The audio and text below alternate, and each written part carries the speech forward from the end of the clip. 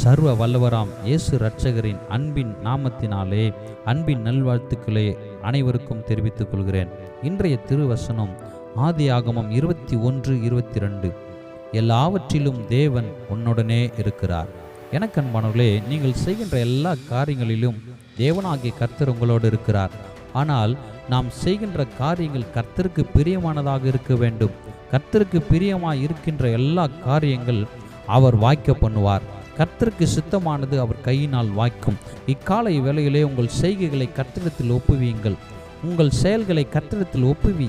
அவரே உன் காரியங்கள் எல்லாவற்றிலையும் உன்னோடு இருந்து வெற்றியாய் நடத்துவார். ஆண்டவர் நம்மோடு இருந்தால் போதும், எல்லா நன்மைகள் நம்மை தேடி வரும். அவர் நமக்காய் யாவையும் செய்து முடிப்பார். அச்சம் நமக்கு இல்லை. ஆண்டவர் எல்லாவற்றையும் பார்த்து கொள்வார்.